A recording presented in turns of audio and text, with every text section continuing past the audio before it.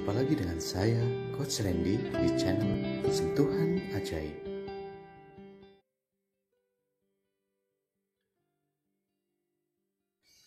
Assalamualaikum warahmatullahi wabarakatuh.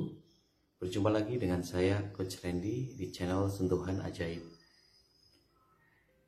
Di kesempatan kali ini, saya ingin berbagi satu penjelasan atau keilmuan tentang keauraan lebih detail lagi. Kenapa? Karena saya merasa cukup banyak seseorang yang masih sangat-sangat gagal paham tentang apa itu aura dan bagaimana keilmuan keauraan itu. Yang mana banyak atau masih saya lihat banyak juga orang-orang yang menganggap ilmu keauraan itu adalah hal yang klinik. Padahal ilmu keauraan itu jauh dari hal-hal atau unsur-unsur klinik. Karena metode yang digunakan sebenarnya adalah mutlak sains. Mungkin dianggap sebagai klinik karena sampai saat ini masih banyak pengetahuan-pengetahuan yang belum detail atau masih bersifat ambigu tentang keauraan. Di kesempatan kali ini saya ingin menjelaskan kepada Anda secara detail sehingga Anda tidak gagal paham tentang keauraan. Baik, pertama-tama Anda harus memahami dulu apa itu aura. Aura adalah sebuah warna atau spektrum warna yang ada di sekitar tubuh manusia, bahkan di semua benda ataupun makhluk hidup. Letaknya itu berada di sekitar seputaran sini, berada di luar, mengelilingi tubuh manusia, mengelilingi tubuh makhluk hidup lainnya. Apapun itu yang diciptakan Tuhan itu sebenarnya memiliki aura atau energi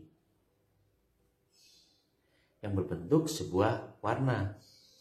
Di kesempatan kali ini kita mengupas detail tentang aura manusia, sehingga saya harapkan ini dapat menambah satu wawasan atau perbendaharaan di dalam sumber daya manusia atau di dalam diri Anda. Kemudian, kenapa sampai detik ini aura dianggap klinik?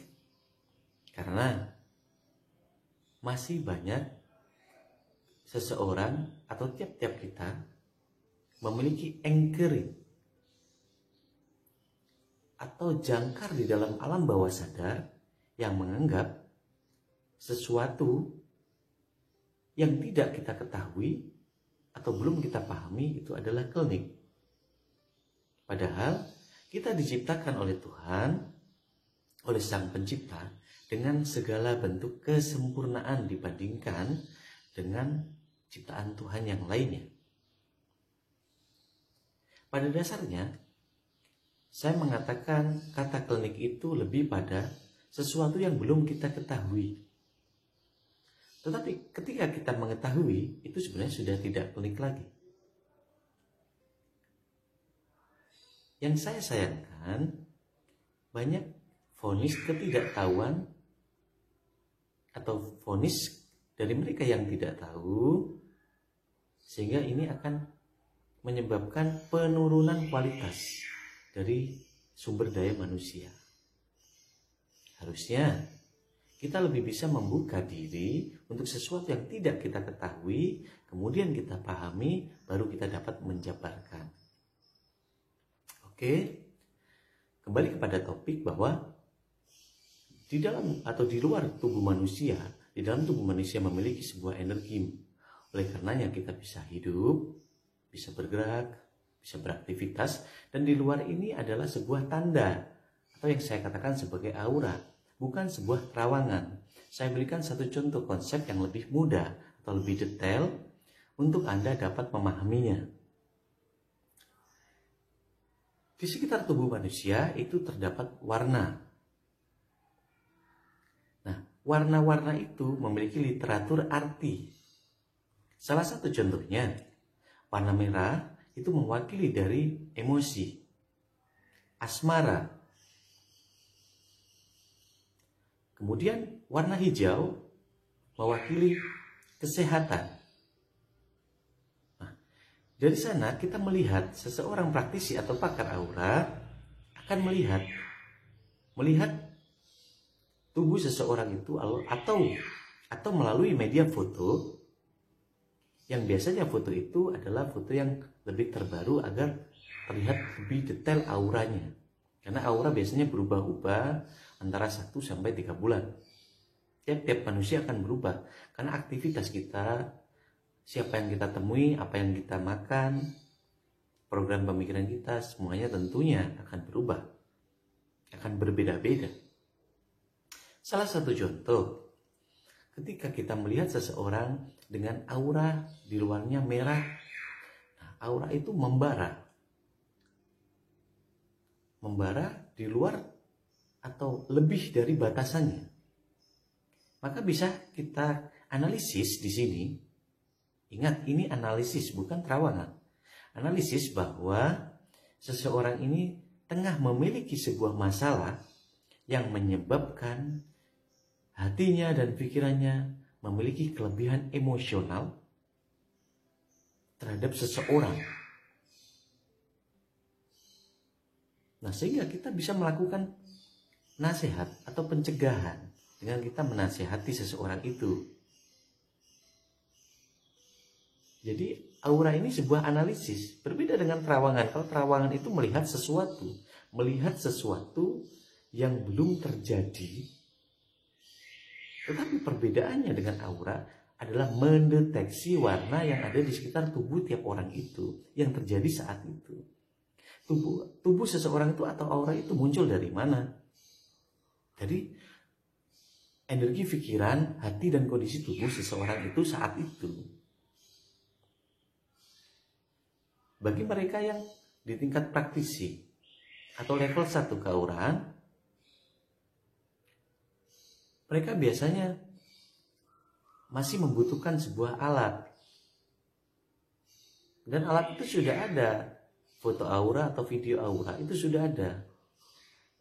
Nah, biasanya melalui wajah kita difoto dan sidik jari kita ditempelkan pada satu alat itu, kemudian alat itu akan memberikan respon melalui jaringan tubuh kita, jadi memberikan respon, dan nanti jadinya fotonya itu memiliki warna. Nah, dari warna itu seorang praktisi mencocokkan dengan literaturnya. Jika merah seperti ini, biasanya orang seperti ini. Ketika dia sudah memahami literatur itu, dia menjelaskan kepada kliennya dan memberikan solusi. Pada level-level berikutnya, seseorang sudah bisa atau tidak menggunakan alat tersebut. Dengan bagaimana? Karena seseorang itu sudah bisa melihat aura secara langsung. Tetapi dalam proses itu kita harus sering mencocokkan agar kita benar-benar tahu, atau di dalam ujiannya itu kita mencocokkan antara mesin atau foto itu dengan pandangan kita yang kita rangkum, sehingga seorang trainer mengetahui bahwa seseorang yang belajar ini benar bisa atau tidak. Nah, dalam teori kepekaan aura, Anda sendiri bisa mempelajari aura, siapapun bisa. Karena ini sains. Dengan juga menggunakan rumus E sama dengan MC kuadrat. Tentang rumus energi. Itu salah satunya ada di literaturnya. Nah, untuk melatihnya, atau untuk belajar aura, kita harus memahami dulu konsep fakok. Fakok itu adalah indera di dalam diri manusia. Mungkin Anda sudah pernah mengetahuinya, atau mungkin saat ini Anda baru mengetahuinya. Yaitu terdiri dari visual, auditory, kinestetik, olfaktori, dan gustatori. Visual adalah pandangan. Kemudian auditory adalah pendengaran. Kinestetik adalah rasa atau perasaan. Olfaktori adalah indera penciuman. Dan gustatori adalah indera pengecap. Nah, inilah sebuah jaringan tubuh manusia yang akan memberikan sinyal ke otak. Dan untuk berlatih keauraan atau melihat aura, kita membutuhkan 3 saja, yaitu visual, auditori, dan kinestetik. Visual adalah pandangan atau penglihatan, auditori adalah pendengaran, dan kinestetik adalah rasa. Pertama-tama jelas seseorang itu diajarkan untuk melatih kepekaannya atau kinestetiknya. Peka.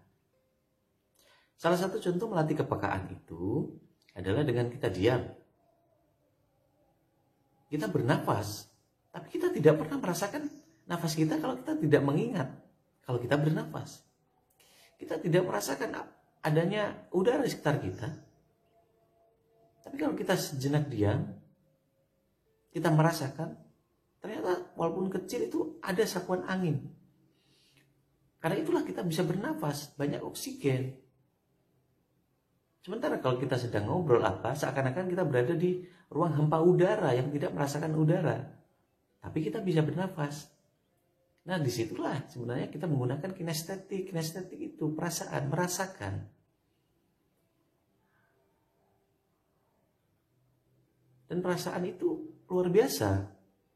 Tanpa kita mengenal pun kita muncul sebuah perasaan itu, salah satunya cinta. Kemudian rasa iba ketika kita melihat seseorang pengemis ataupun seseorang yang minta-minta, kita memberikannya dengan ikhlas. Itulah kinestetik. Kemudian auditori. Auditori adalah pendengaran.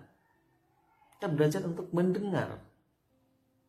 Kata mendengar ini sebenarnya bukan hanya seseorang mendengarkan bunyi, tetapi juga mendengarkan getaran-getaran, mendengarkan frekuensi getaran yang ada di sekitar kita. Kemudian visual, kita melihat. Kata melihat di sini adalah melihat dengan detail. Melihat dengan detail itu berbeda dengan memandang saja. Jadi melihat dengan detail itu seperti spionase, seperti spion. Jadi kita tidak fokus pada satu titik. Tapi satu misal kita melihat seseorang, tetapi di sekeliling kita juga mengetahui ruangan itu, benda-benda itu kita melihat. Jadi seperti mata kamera yang menangkap atau memfoto. Dan di pelatihan-pelatihan keauraan itu diajarkan. Bahkan bukan hanya di pelatihan keauraan, tetapi juga di kelas-kelas hipnosis, hipnoterapi, kemudian NLP atau Neuro Language Program, kemudian juga ada EFT, SEFT, Emotional Freedom Technique, dan Spiritual Freedom Technique di Prama Healing, dan banyak lagi keilmuan-keilmuan.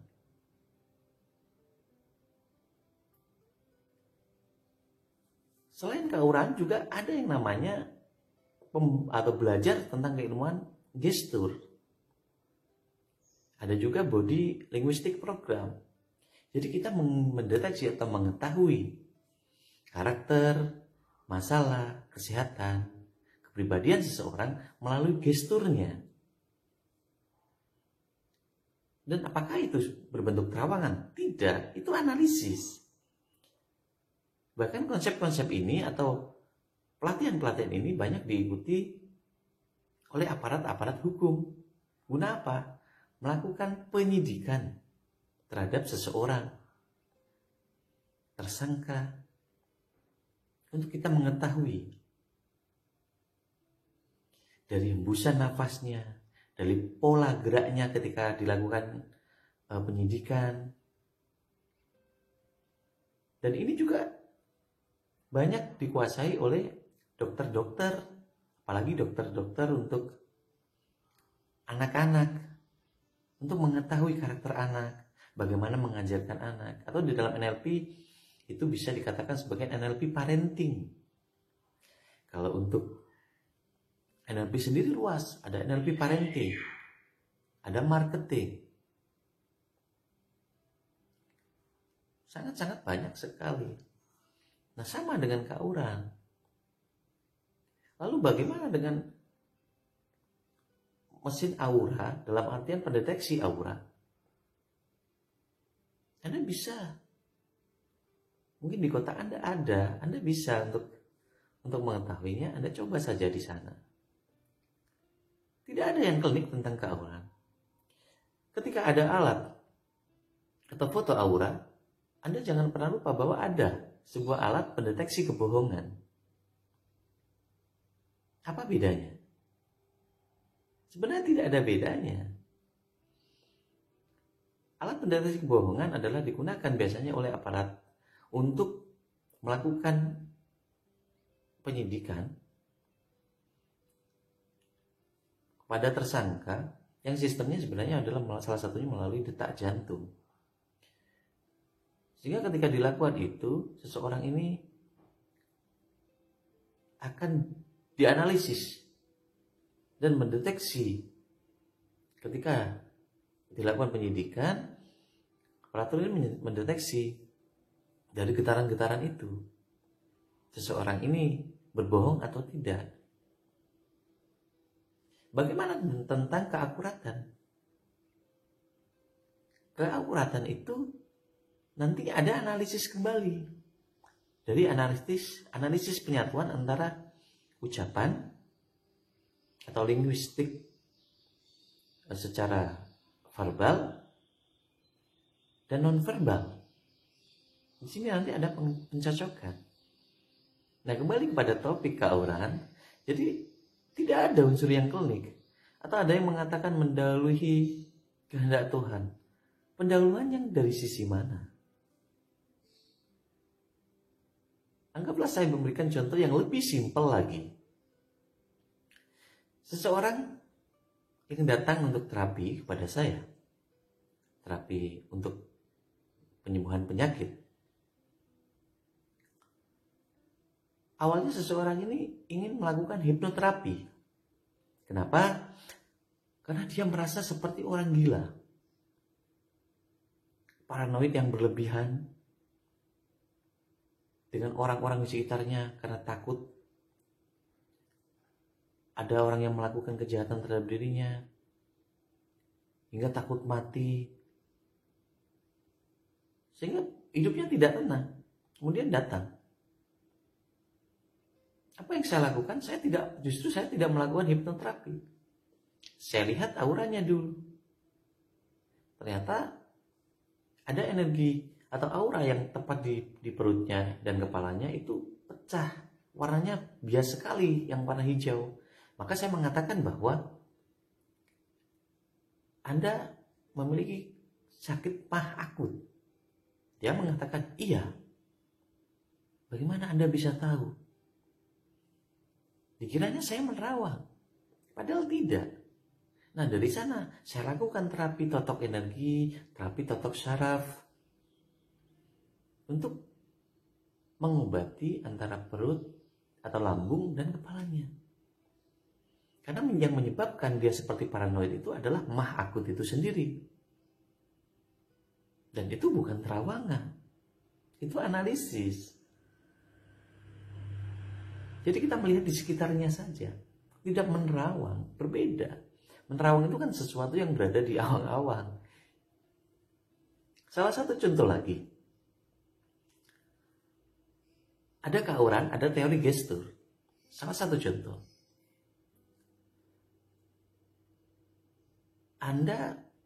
Ketika Anda mendeteksi seseorang ini berbohong atau tidak, Anda katakan,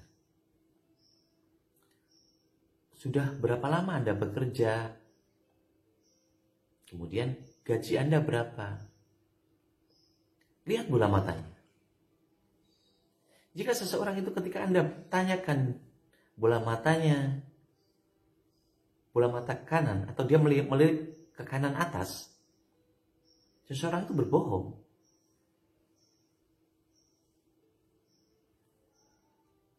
Tapi kalau dia menjawab, sebelum menjawab dia mengangkat atau melirik ke kiri atas dia jujur. Dan itu digunakan untuk teori wawancara. Biasanya di kantor-kantor HRD yang mengikuti pelatihan-pelatihan seperti itu. Atau SDM yang mengikuti pelatihan-pelatihan itu. Jadi di sini tidak ada terawang, ini teori gestur. Sama dengan aura, teori cahaya, menganalisis cahaya yang ada. Cahaya itu apakah klinik? Tidak. Dan itu ada di setiap manusia. Salah satu contohnya, jika Anda memiliki anak atau istri, suruh mereka untuk berdiri sekitar 1 meter dari diri Anda. Posisi berdirinya adalah di depan tembok, jangan terlalu jauh juga, tapi jangan menempel pada tembok. Anda lihat saja sekitarnya di sini. Anda fokus sana, lihat saja. Nanti akan muncul seperti asap.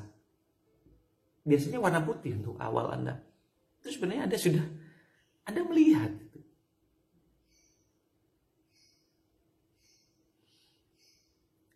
Dan energi itu tidak bisa musnah dan tidak bisa dimusnahkan. Energi itu selalu ada dan menempati ruang. Dan aura itu juga digunakan sebagai apa? Sebagai sistem magnetik untuk pengobatan-pengobatan yang menggunakan alat. Salah satunya adalah melalui batu, kemudian melalui sinar infrared jauh. Kata batu di sini saja Anda bisa menganggap klinik kalau Anda salah, atau sudut pandang Anda adalah klinik. Ketika batu cincin warna hitam ditempelkan pada tubuh, dianggap klinik. Tapi kalau yang Anda beli dengan harga jutaan, yang bahannya sama, tidak Anda anggap klinik. Padahal sama, batu hitam itu adalah black jet atau giok hitam yang memiliki daya magnetik dan infrared jauh, sehingga tubuh bisa melakukan yang namanya grounding, sehingga dapat membuang energi-energi atau radiasi menuju ke inti bumi atau dalam sistem pentanahan. Nah, tidak ada yang klinik di sini sebenarnya. Jika Anda bisa atau mau mempelajari, Anda bisa mengikuti kelas-kelasnya. Ada kelas online-nya juga. Lalu bagaimana ketika saya membaca aura dari artis? Itu terlihat. Satu misal, waktu itu saya pernah ada seseorang yang bertanya kepada saya. Kebetulan dia adalah seseorang public figure, yang tentunya ketika saya sebutkan namanya pastilah Anda tahu. Dia bertanya, Master, coba Anda lihat aura dari kekasih saya saat ini. Ya coba Anda kirimkan videonya saja. Dia kirimkan videonya, saya lihat. Saya katakan kepada dia, kepada seseorang perempuan atau public figure itu, jika Anda yakin kepadanya, Anda ubah sikap dia. Tapi dengan cara yang baik. Kenapa? Saya sarankan Anda untuk tidak percaya terlalu dalam. Dan Anda save baik-baik harta milik Anda atau tabungan-tabungan Anda. Kenapa? Karena di sini saya melihat ada aura yang bergerigi, yang berarti niatan tidak baik kepada Anda. Tapi Anda tidak boleh percaya pada saya. Saya hanya melihat aura seseorang itu. Dan itu bisa diubah. Tidak lama, di infotainment dan sebagainya, kemesraan mereka luar biasa sekali. Alhasil beberapa waktu selanjutnya, ternyata seseorang laki-laki itu memiliki pasangan yang lain, dan perempuan ini ternyata dibohongi. Sampai perempuan ini juga, atau public figure ini juga banyak menghabiskan uang untuk laki-laki itu, termasuk diberikan mobil dan sebagainya. Ternyata dibohongi. Dan itu terjadi. Apakah saya merawang? Tidak, saat saya melihat kondisi dari laki-laki itu saat itu, auranya. Kalaupun dengan mesin atau foto aura, itu terlihat warna-warnanya dan itu bisa dibaca. Ada dua sebenarnya. Yang pertama bisa kita melihat dengan aura, bisa juga melihat tentang gestur. Seseorang yang diajak bicara, kemudian kita lihat body, bahasa tubuhnya, atau lebih saya mengatakan adalah nonverbal. Nanti terlihat sangat-sangat terlihat sekali. Dan ini bukan klinik. Hanya saja saya melihat banyak seseorang yang terjebak dalam ruang parokial atau ruang sempit, sehingga kita tidak bisa berkembang SDM kita. Terjebak dalam ruang paroki, ruang pemikiran sempit.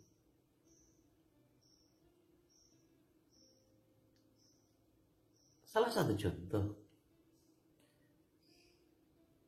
ada handphone, tidak ada kabelnya, tapi bisa nyambung kemana-mana. Ada WA, juga tidak keluar huruf-huruf di sana, tapi bisa tersambung dimanapun. Selama ada sinyal dan tentunya ada kuota, ada pulsa. Kenapa Anda tidak mengatakan klinik? Padahal Anda tidak menguasainya. Harusnya Anda semua mengatakan itu klinik. Kalau memang sesuatu yang Anda tidak paham itu klinik. Dan itu bukan klinik, itu sains.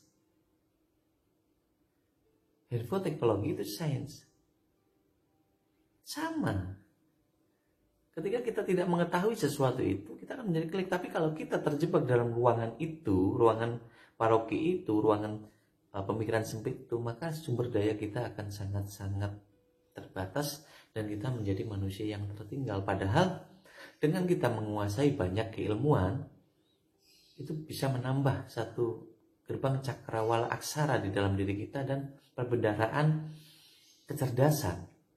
Dan paling tidak akan merubah hidup kita menjadi seseorang yang lebih baik dan berkelimpahan. Sehingga kita tidak terjebak pada common sense. Salah satu contohnya adalah di Jakarta ada Monas. Ada seseorang yang mengatakan di Jakarta ada Monas, kemudian Anda percaya begitu saja. Itu sebenarnya common sense.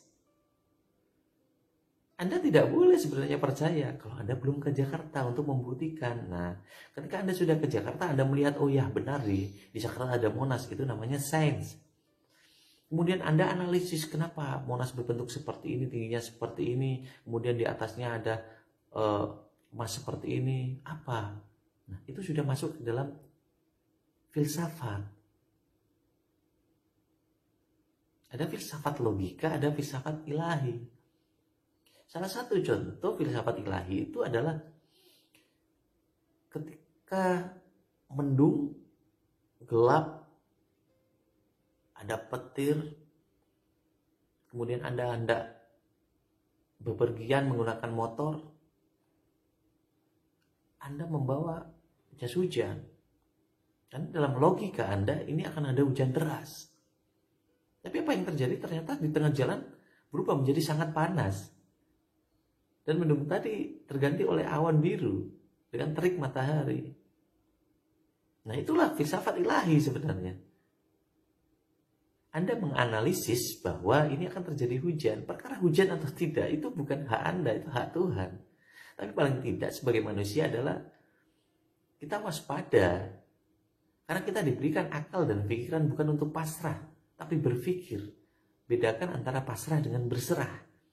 Kalau pasrah itu tidak melakukan apa-apa, tapi kalau berserah itu kita sudah ikhtiar, doa dan istiqomah di sana. Kembali kepada topik. Mungkin saya menjelaskan terlalu panjang lebar, tetapi ini supaya kita lebih baik, lebih bisa menjadi manusia yang lebih baik dari yang sebelumnya. Kita tidak terjebak dalam ruang sempit. Kenapa saya belajar juga banyak, begitu hal banyak sekali saya belajar dari beberapa master, guru, baik dari dalam negeri ataupun luar negeri, yang juga pembelajarannya juga waktu itu juga ada di Indonesia. Karena saya adalah orang yang tidak mudah percaya, dan tapi saya memiliki rasa ingin tahu yang cukup besar. Dulu saya menganggap segala sesuatu ada mantra-mantra, sehingga orang bisa seperti ini. Ketika saya belajar, saya tertawa dalam diri saya. Ternyata saya adalah orang yang bodoh selama ini. Ternyata semua ini adalah sains. Dan di bangku sekolah ini juga diajarkan salah satunya tentang energi, yaitu E sama dengan mc kuadrat. Energi sama dengan kecepatan dan cahaya. Sama. Dan ini bukan klinik, teori-teori seperti ini. Kemudian analisis kenapa ada yang namanya lelaku di dalam paham keilmuan tradisional. Ada puasa. Nah, puasa ini dalam keilmuan modern yang saya maksudkan adalah puasa ini untuk kita mengetahui seberapa niat. Biasanya seorang guru menyuruh muridnya puasa, itu sebenarnya untuk puasa atau lelaku keilmuan. Yang saya maksudkan ini untuk mengetahui seberapa jauh niatannya, kan seperti itu. Kemudian disuruh lagi untuk di tempat gelap, atau bisa dikatakan sebagai pati geni, atau ngebleng, atau lelaku-laku yang lain. Ini digunakan untuk apa? Untuk tidak ada yang ditakuti kecuali Tuhannya. Karena di tempat gelap biasanya orang takut.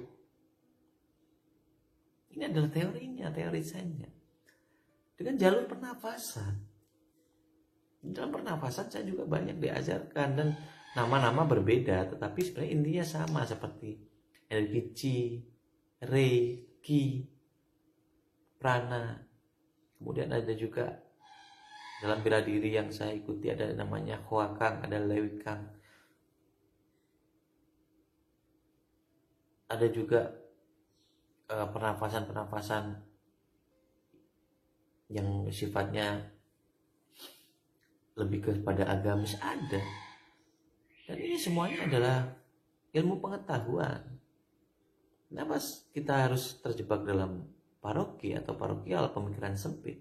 Pelajari dulu, baru kita bisa melakukan pembenahan, dan kita bisa melakukan kritik bahasanya. Jadi pertama, Anda pelajari dulu sesuatu itu, kemudian Anda pahami. Ketika Anda mengerti, baru Anda dapat mengaplikasikan, Anda bisa berbicara, dan Anda bisa melakukan komentar. Jadi tidak ada yang di sini tuh yang menyalahi aturan Tuhan. Itu adalah apabila kita mengatakan sesuatu yang sifatnya adalah vonis. Analisis kita diberikan hak untuk itu. Karena Tuhan tidak akan merubah nasib setiap kaum kalau bukan kaum itu yang berusaha merubahnya. Nah, bagaimana kita bisa merubah? Berarti kan kita harus melakukan introspeksi diri atau analisis. Nah, analisis ini bisa melalui internal atau eksternal. Eksternal adalah melalui penilaian orang lain.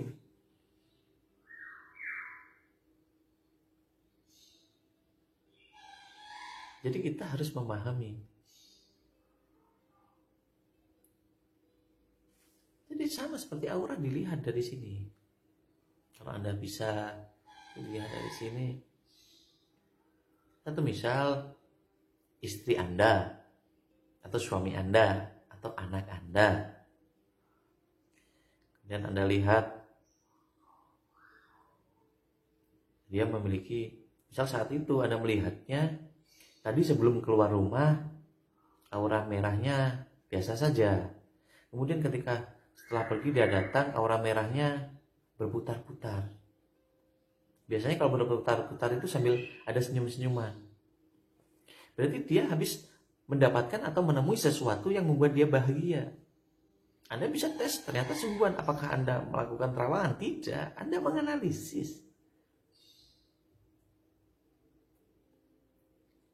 Itu tentang ke aura. Kalau gestur, Anda bisa mengatakan bahwa dari mana Anda lihat bola matanya ke kanan atau ke kiri. Kalau ke kiri dominan jujur, kalau ke kanan bohong. Sama dengan seperti itu. Sama dengan teori orang yang grogi. Ketika pidato memegang tangan, berubah-berubah sikap, itu sebenarnya orang ini sedang grogi. Apakah Anda menerawang? Tidak. Tapi ingat juga, kita diberikan hak untuk menganalisis oleh Sang Pencipta. Tetapi hak mutlaknya adalah mutlak kepada Sang Pencipta. Lalu kenapa kita diberikan akal dan pikiran? Karena kita diberikan kesempurnaan untuk melakukan analisis atau introspeksi diri. Sehingga kita tidak terjebak dalam ruang parokial atau ilmu katanya, kalau saya biasa mengatakan.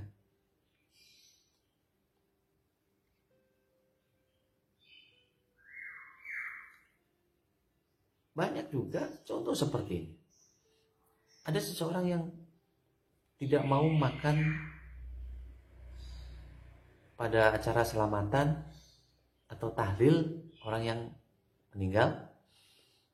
Dia tidak mau makan. Alasan kalau dia makan biasanya tubuhnya sakit. Biasanya ada paham-paham seperti itu. Ketika dimakan sakit sungguhan, apa makanan itu ada racunnya? Tidak. Karena gelombang auranya sudah menarik magnetik untuk akal pikirannya mengatakan ketika saya makan saya harus sakit. Itu tidak disadari oleh manusia itu. Apakah itu klinik? Tidak. Jadi aura adalah sebuah warna yang berada di luar tubuh manusia yang digunakan untuk menganalisis kondisi manusia saat itu, baik kesehatannya, asmaranya, kemudian program pikirannya, permasalahannya yang disatukan melalui teori gestur. Di sana akan muncul analisis. Nah, dari analisis itu biasanya kita sampaikan, dan kita sampaikan untuk seseorang ini, jika itu tidak baik, seseorang ini untuk merubahnya. Bukan kita menyalahi Tuhan. Perkara seseorang yang kita berikan nasihat itu mau mengikuti kita atau tidak, terserah. Tapi biasanya seseorang sudah terjadi baru percaya. Tapi jangan percaya, kita hanya melakukan analisis saja. Jika Anda ingin belajar aura, silakan Anda mengikuti pelatihan-pelatihan aura di kelas online ada. Atau Anda bisa membeli saja secara mungkin online, ada foto aura, Anda klik di searching di Google. Ada. Tetapi saya berikan batasan-batasan di sini.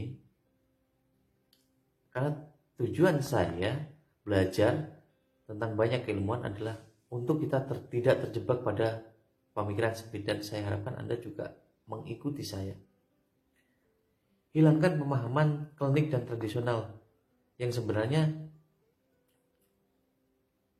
jika Anda memiliki pemahaman tradisional yang cukup, tidak apa-apa. Tapi kalau tidak, Anda akan terjebak dalam ruang sempit, dan itu akan membuat kemunduran-kemunduran yang lebih, bahkan jauh lebih mundur lagi nantinya.